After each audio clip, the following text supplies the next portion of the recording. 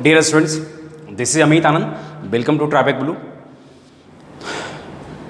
हमने एपिसोड 2 यानी पार्ट 2 और पार्ट 3 में कम्प्लेक्स नंबर का मॉड डिस्कस किया था, यानी कम्प्लेक्स नंबर का मैग्नीट्यूड डिस्कस किया था, और पार्ट 3 में हमने कम्प्लेक्स नंबर का आर्गुमेंट डिस्कस किया था। ये 2 पार्ट में आपने देखा होगा, जिन जिन बच्चों ने ये देखा है उनको लगा होगा कि सर एक ही बात को बार बार रिपीट कर रहे हैं, इसके पीछे क्या कारण है। तो मैं आपको बता दूं, इसके पीछे 2 वजह है।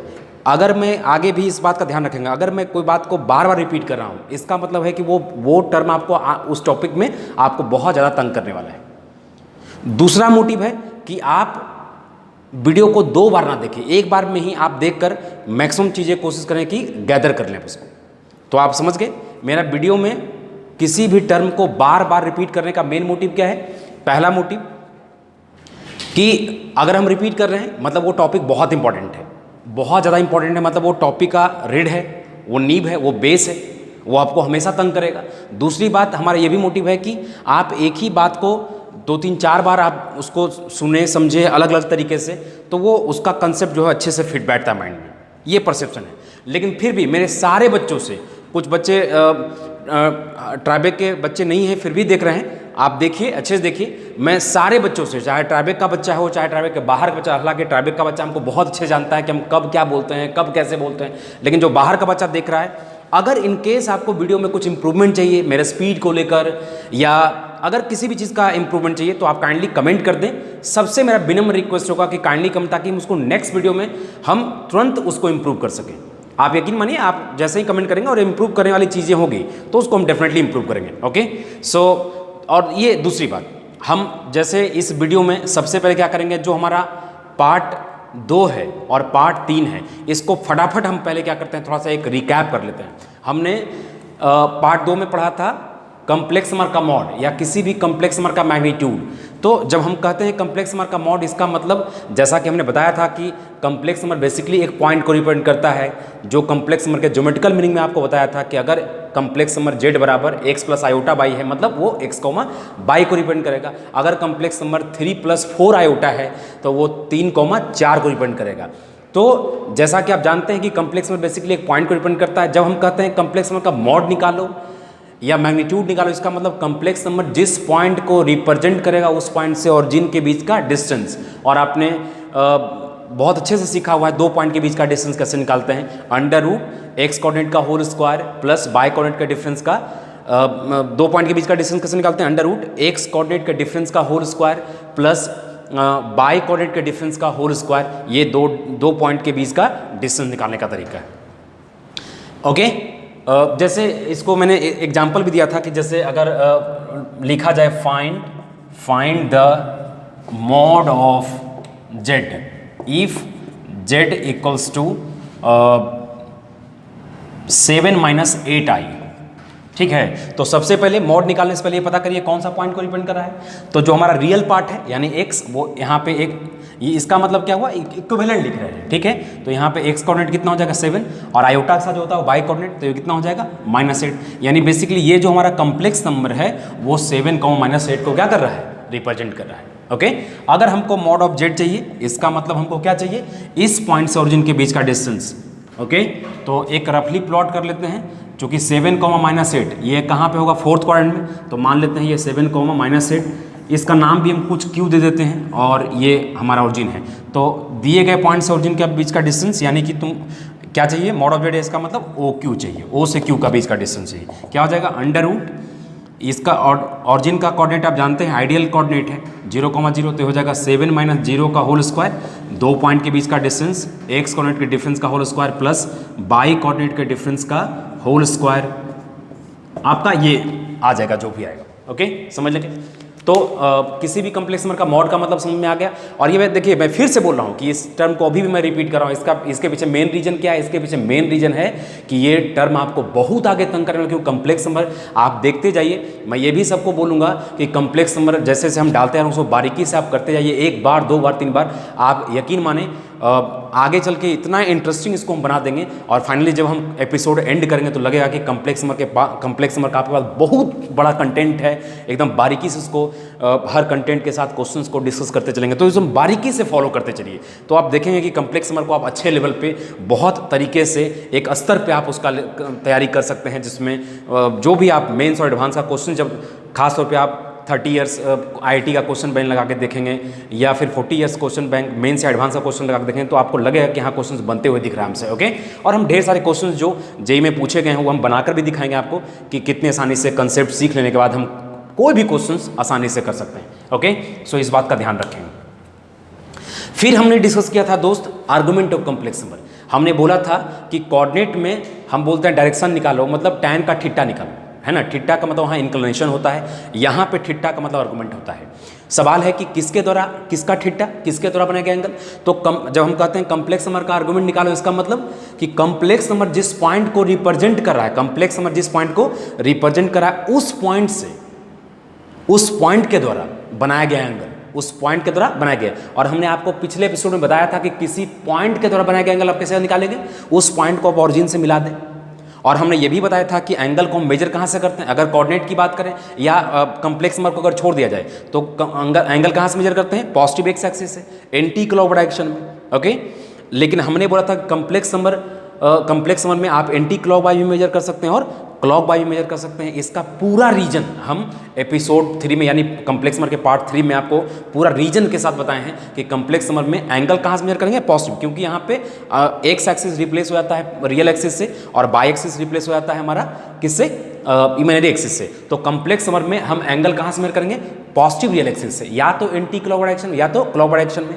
और हमने बताया था कि अगर फर्स्ट क्वाड्रेंट का पॉइंट है, अगर कम्प्लेक्स नंबर फर्स्ट क्वाड्रेंट में गिर रहा है तो एंगल होगा थीटा, और जैसा कि हमने थीटा के बारे में बताया था कि 0 से 90 के बीच में होगा। अगर पॉइंट सेकंड क्वाड्रेंट में गिर रहा है तो पाई माइनस थीटा होगा, अगर पॉइंट थर्ड क्वाड्रेंट में गिर रहा है तो माइनस पाई प्लस थीटा होगा।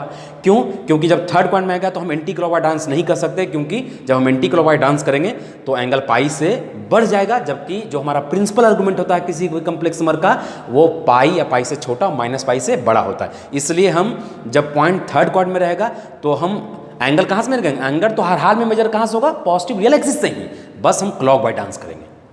और अगर पॉइंट कहाँ होगा, फोर्थ क्वाड्रेंट में, तब हम एंगल कहाँ से मेजर करेंगे, मेजर हम हर हाल में पॉजिटिव रियल एक्सिस से ही करेंगे, पॉजिटिव रियल एक्सिस से, बस क्लॉकवाइज में, क्योंकि फोर्थ क्वाड्रेंट में पॉइंट है। अगर हम एंटी क्लॉकवाइज में डांस करेंगे तो हमारा एंगल जो होगा, हमारा जो एंगल होगा वो पाई से बढ़ जाएगा। और बार मैं बोल रहा हूँ कि किसी भी कम्प्लेक्स नंबर का हम जब आर्गुमेंट की बात करते हैं तो प्रिंसिपल आर्गुमेंट की बात करते हैं, जो कि पाई या पाई से छोटा और माइनस पाई से बड़ा होता है। इसलिए हम एंटी क्लॉकवाइज डांस नहीं कर सकते हैं आर्गुमेंट निकालने के लिए। जब पॉइंट हमारा फोर्थ क्वाड्रेंट में रहेगा तो उसके लिए हम क्या करेंगे, क्लॉकवाइज। तो हमने जल्दी से रिकैप कर दिया कि आर्गुमेंट का मतलब कम्प्लेक्स नंबर जिस पॉइंट को रिप्रेजेंट करेगा उस पॉइंट के द्वारा बनाया गया एंगल, और उस पॉइंट के द्वारा बनाया गया एंगल, किसी भी पॉइंट के द्वारा बनाया गया एंगल कैसे निकालेंगे, उस पॉइंट को ऑरिजिन से कनेक्ट करिए और वो लाइन सेगमेंट जितना एंगल बनाएगा उतना ही एंगल वो पॉइंट भी बनाएगा। एंगल कहाँ से मेजर करेंगे, पॉजिटिव रियल एक्सिस से, या तो एंटी क्लॉकवाइज में या तो क्लॉक। अगर पॉइंट फर्स्ट या सेकंड क्वाड्रेंट में तब एंटी क्लॉकवाइज जाके हम मेजर करेंगे, ठीक है। अगर पॉइंट हमारा थर्ड क्वाड्रेंट में है या फोर्थ क्वाड्रेंट तो हम क्लॉकवाइज जाके मेजर करेंगे, है ना। प्रिंसिपल आर्गुमेंट में हम पाई शामिल कर सकते हैं, माइनस पाई को शामिल नहीं करेंगे। इस बात का सब लोग ध्यान रखें। ओके, सो जैसे अगर कहा जाए कि find the argument of z equal to I। तो पहले क्या करेंगे, हमने बोला था कि आर्गुमेंट निकालने से पहले ये पहले पता करिए कि वो पॉइंट कहाँ पे गिर रहा है। तो ये पॉइंट, इसमें हमारा रियल पार्ट कितना है, 0, तो ये किस पॉइंट को रिप्रेजेंट करेगा, 0,1 को रिप्रेजेंट करेगा। यहाँ पे आयोटा के साथ नहीं, कुछ तो 1 है, तो ये पॉइंट हमारा कहाँ गिरेगा, ये पॉइंट हमारा गिरेगा पॉजिटिव इमेजिनरी एक्सिस पे। कहाँ पे गिरेगा, 0,1 कहीं मान लेते हैं यहाँ पे। और जैसा कि आप जानते हैं कि एंगल आप कहाँ से मेजर करेंगे, पॉजिटिव रियल एक्सिस से। तो ये कितना एंगल बना रहा है दोस्त, ये कितना एंगल बना रहा है, ये 90 डिग्री बना रहा है। और आर्गुमेंट ऑफ जेड का मतलब जेड के द्वारा बनाया गया एंगल, यानी जेड जिस पॉइंट को, तो जेड 0,1 यानी ये हमारा पॉजिटिव इमेजिनरी एक्सिस पे गिर रहा है। और एंगल कहाँ से मेजर करेंगे, यहाँ से, तो ये कितना होगा, 90 डिग्री। यानी कि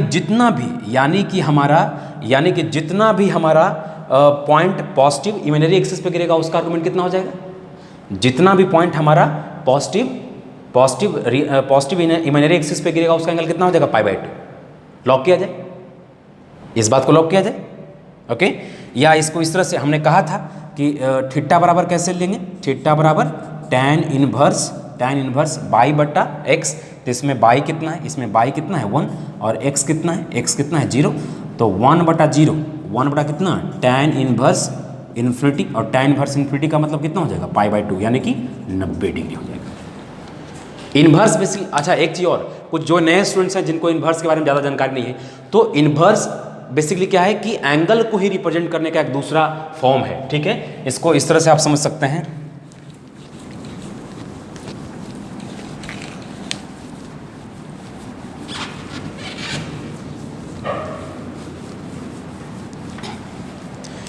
इसको आप इस प्रकार समझ सकते हैं, इसको आप इस तरह समझ सकते हैं कि जैसे मान लिया कि साइन 45 डिग्री कितना होता है 1/√2।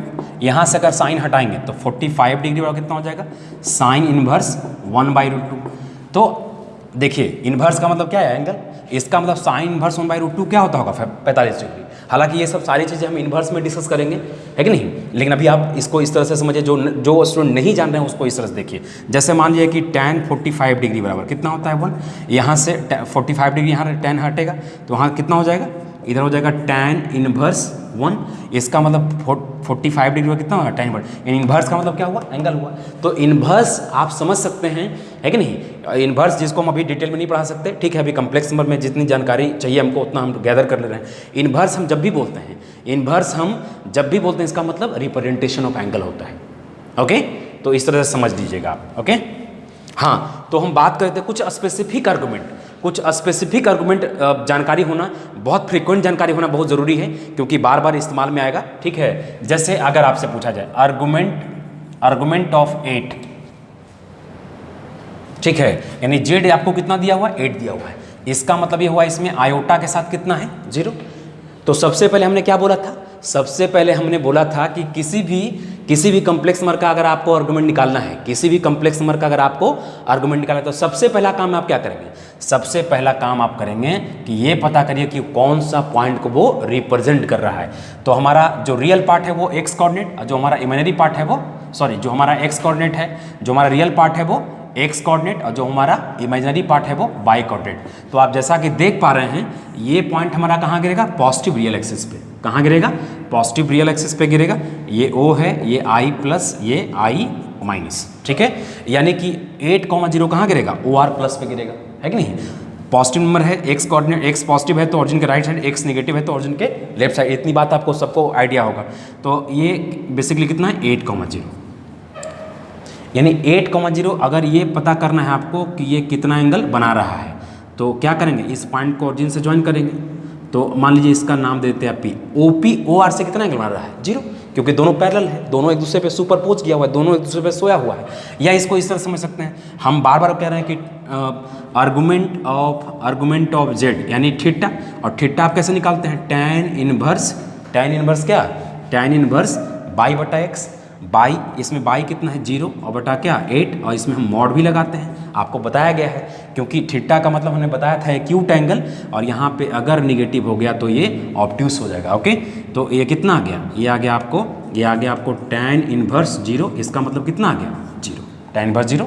इसको इस तरह समझ सकते हैं, tan 0 कितना होगा 0 होगा, तो यहाँ 0 को tan 0 डिग्री बराबर 0 होगा, आप जानते हैं इसका वैल्यू, और 0 डिग्री को रहने दिए तो यहाँ कितना हो जाएगा tan इनवर्स 0, यानी tan इनवर्स 0 वैल्यू कितना होगा 0 डिग्री होगा।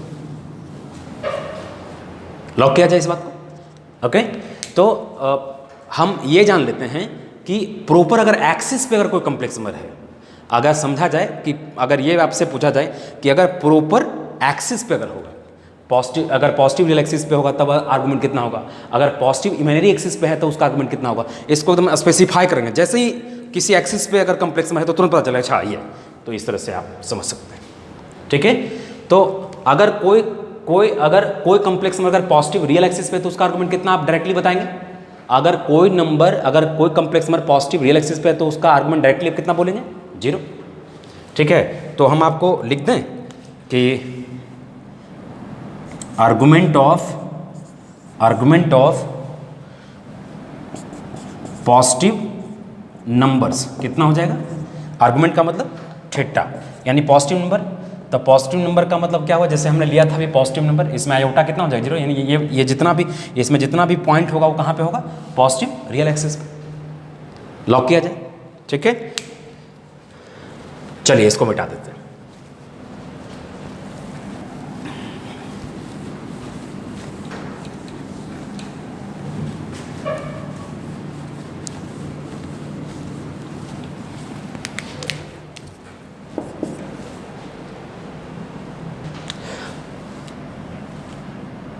जैसे अगर आपसे पूछा जाए आर्गुमेंट ऑफ एक्स, तो आर्गुमेंट ऑफ एक्स का मतलब आयोटा, यानी जेड बराबर कितना है एक्स, इसमें आयोटा कितना है, जीरो। अब एक्स में पॉजिटिव भी हो सकता है और निगेटिव भी हो सकता है। If x greater than zero होगा, एक्स ग्रेटर देन जीरो होगा तो ये पॉइंट कहाँ होगा, ये पॉइंट आपको ऑरिजिन के राइट साइड होगा पॉइंट, और यानी कि पॉइंट आपको पॉजिटिव रियल एक्सिस पे गिरेगा। और यदि कोई पॉइंट अगर पॉजिटिव रियल एक्सिस पे गिरेगा तो उसका आर्गुमेंट कितना हो जाएगा, तो है ना, अगर एक्स ग्रेटर देन जीरो है तो पॉइंट कहाँ गिरेगा, ऑरिजिन के राइट साइड यानी पॉजिटिव एक्स एक्सिस पे। तो उस केस में ए आर जी ऑफ कितना, एक्स कितना हो जाएगा आपको, जीरो। और इसको केस ले लीजिए आप, केस नंबर 1। फिर केस नंबर क्या लेते हैं, केस नंबर आपको 2 ले लेते हैं कि if x less than zero, x less than zero, x less than zero, यानी कि यहाँ पे इस तरह से समझिए आप, इस तरह समझिए कि जैसे मान लिया कि जेड बराबर आपको लिया गया है -8 प्लस -8 लिया गया, यानी कि इसमें आयोटा नहीं कुछ तो कितना है, आयोटा इंटू जीरो। इसका मतलब ये पॉइंट कहाँ का पॉइंट होगा, -8, 0 होगा, यानी ये पॉइंट आपको ऑरिजिन के लेफ्ट साइड यानी निगेटिव रियल एक्सिस पे पॉइंट होगा। तो निगेटिव मान लेते हैं कि ये निगेटिव रियल एक्सिस आपको कितना है, -8, 0। एक अंदाज से ले लेते हैं, ये पॉइंट ले लेते हैं। तो सबसे पहले हमने क्या बोला था कि किसी भी पॉइंट का अगर एंगल निकालना है तो उस पॉइंट को क्या करिए, उस पॉइंट को आप ऑरिजिन से जोड़ दीजिए, यानी ओ क्यू। तो ओ क्यू कितना एंगल बनाएगा, हम एंगल कहाँ से मेजर करते हैं, ये हम एंगल को हमेशा कहाँ मेजर करते हैं, पॉजिटिव रियल एक्सिस। और हम ये एंगल ले सकते हैं क्योंकि ये टोटल कितना हुआ, पाई, और हम पाई प्रिंसिपल आप देखेंगे तो पाई हमारा क्या है, प्रिंसिपल आर्गुमेंट में शामिल है। ओके, तो इस केस में हमारा क्या हो जाएगा, केस में उस केस में ए आर जी ऑफ क्या जेड, या ये कहें A R G of x, ये कितना हो जाएगा, पाई। जब हमारा यानी कि जब हमारा प्योरली रियल कॉम्प्लेक्स नंबर है, अगर हमारा क्या है प्योरली रियल कॉम्प्लेक्स नंबर का मतलब क्या समझा आपने, प्योरली रियल कॉम्प्लेक्स का मतलब क्या समझा, उसमें आयोटा का जो आयोटा के साथ जो नंबर है वो क्या है, जीरो है। अगर कोई complex number purely real complex number है, यदि कोई कॉम्प्लेक्स नंबर कोई नंबर यदि कोई number purely real complex number, इसका मतलब उसमें आयोटा के साथ यानी बाई क्या है, जीरो है। तो दो बात हो सकता है, या तो हमारा रियल पार्ट पॉजिटिव होगा या तो हमारा रियल पार्ट क्या होगा, नेगेटिव होगा। अगर रियल पार्ट पॉजिटिव रहा तो वो कुल मिलाकर पॉइंट पॉजिटिव रियल एक्सिस पे आएगा। अगर कोई पॉइंट पॉजिटिव रियल एक्सिस पे आएगा तो उसका आर्गुमेंट उसके द्वारा बनाया गया एंगल कितना हो जाएगा, जीरो। और अगर रियल पार्ट निगेटिव हो गया, जैसे कि यहाँ रियल पार्ट क्या हो गया था, निगेटिव, तो ये पॉइंट कहाँ हो जाएगा, ये पॉइंट आ जाएगा ऑरिजिन के लेफ्ट साइड। और हमने आपको बताया है कि जब भी आपको अगर किसी पॉइंट के द्वारा बनाया गया आर्गुमेंट या पॉइंट के द्वारा बनाया गया एंगल अगर मेजर करना है तो उस पॉइंट को ऑरिजिन से मिलाइए। और हम एंगल हमेशा कहाँ से मेजर करेंगे, पॉजिटिव रियल एक्सिस से, या तो एंटी क्लॉक या तो क्लॉक वाइज। अगर हम क्लॉक वाइज जाते हैं तो -π आ जाएगा, हमारा प्रिंसिपल आर्गुमेंट में -π शामिल नहीं है, इसलिए हम क्या करेंगे, हम एंटी क्लॉक वाइज डांस करके एंगल मेजर करेंगे। तो उस हिसाब से हमारा एंगल कितना हो जाएगा, पाई। यानी अगर कोई पॉइंट निगेटिव रियल एक्सिस पे है तो उसके द्वारा बनाया गया एंगल उसका जो आर्गुमेंट होगा कितना हो जाएगा, पाई हो जाएगा, -π नहीं। हमारे पास ऑप्शन है कि हम पॉजिटिव रियल एक्सिस से डांस एंटी क्लॉक भी कर सकते हैं और क्लॉक वाइज, लेकिन क्लॉक वाइज डांस करेंगे तो हमारा एंगल कितना हो जाएगा, -π। जबकि हमारा प्रिंसिपल आर्गुमेंट में -π शामिल नहीं है, लेकिन अगर एंटी क्लॉक डांस करेंगे तो पाई और पाई हमारा क्या है, शामिल है। ओके, तो इस तरह से आप देख रहे हैं। Okay, got it. तो अगर कोई पॉइंट पॉजिटिव रियल एक्सिस का है तो उसके द्वारा बनाया गया एंगल या उसका आर्गुमेंट जीरो हो जाएगा। और यदि कोई complex number positive negative real axis पे गिरा है, अगर कोई complex number negative real axis पे गिरा तो उसके द्वारा बनाया गया एंगल कितना हो जाएगा, पाई हो जाएगा। या इसको इस तरह समझें, ये हमारा जो निगेटिव रियल एक्सिस है इसको आप सेकेंड क्वाड्रेंट में भी शामिल कर सकते हैं, मतलब ले सकते हैं इसको थर्ड क्वाड्रेंट में, क्योंकि boundary point common boundary point है। तो इस कॉमन बाउंड्री को आप सेकंड क्वाड्रेंट में भी ट्रीट कर सकते हैं और थर्ड क्वाड्रेंट में। और सेकंड क्वाड्रेंट में अगर कोई पॉइंट है तो उसका एंगल कैसे निकालते हैं, पाई माइनस थीटा। कैसे निकालते हैं, पाई माइनस थीटा। तो आप ले लीजिए पाई माइनस थीटा। थीटा का मतलब क्या होता है, tan इनवर्स बाई। बाई इसका कितना था, बाई इसका 0 था और कितना -8, इस पर मॉड लगा दीजिए, कितना आ जाएगा पाई माइनस tan इनवर्स कितना आ गया 0, और tan इनवर्स 0 का वैल्यू भी बताया था कितना आएगा 0, तो पाई माइनस 0 कितना आ जाएगा।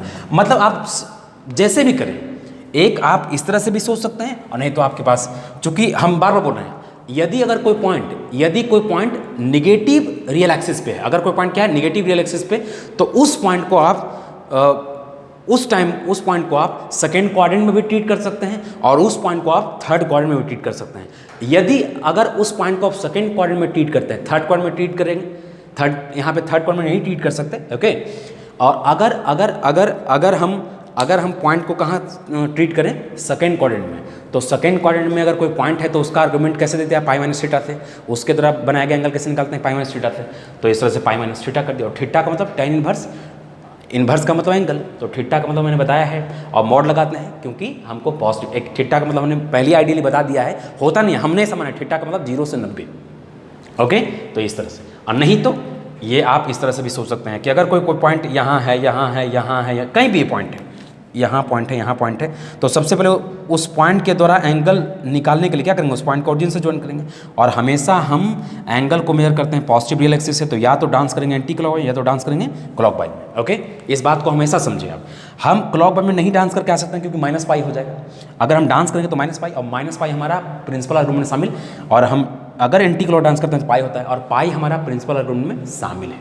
या तो इस तरह, या तो हमने क्या किया कि इस पॉइंट को सेकंड क्वाड्रेंट में ट्रीट कर लिया, और सेकंड क्वाड्रेंट में कोई पॉइंट है तो उसका आर्गुमेंट पाई माइनस थीटा निकलते हैं इस तरह से। तो इसको मैं जनरलाइज कर दे रहा हूँ, इसको मैं जनरलाइज कर रहा हूँ कि अगर कोई पॉइंट पॉजिटिव रियल एक्सिस पे है तो उसका आर्गुमेंट 0, अगर कोई पॉइंट निगेटिव रियल एक्सिस पे है तो उसका आर्गुमेंट कितना, पाई। आर्गुमेंट का मतलब एंगल बनाया हुआ उस पॉइंट के द्वारा जो पॉइंट का, जिस कॉम्प्लेक्स नंबर का आपसे आर्गुमेंट पूछा जा रहा है। मैं फिर से बोलूँगा, आज लास्ट में मैं इस बात को फिर से दोहरा रहा हूँ कि मेरा जो टेक्निक्स है वो धीरे धीरे समझेंगे आप, उसके लिए हमारे साथ आप लगातार बने रहें।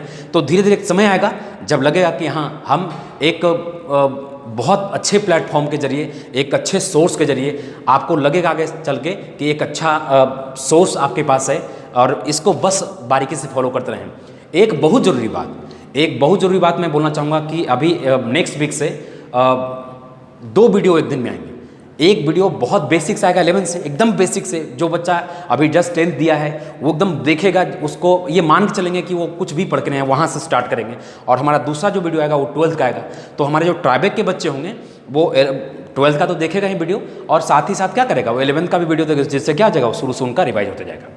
Okay, so don't miss any episode. एक एक एपिसोड करना क्या है, वो बहुत जरूरी है। ओके, सो हमने 2 चीज़ को जनरलाइज कर दिया। किसको जनरलाइज किया, एक आपको हम पॉजिटिव रियल एक्सिस पे जो पॉइंट होगा उसका द्वारा बनाया गया आर्गुमेंट, उसके द्वारा बनाया आर्गुमेंट क्या होगा, 0। और अगर पॉइंट अगर कहाँ है, अगर कम्प्लेक्स नंबर का पॉइंट कहाँ है, नेगेटिव रियल एक्सिस, तो उसके द्वारा बनाया गया एंगल होगा पाई।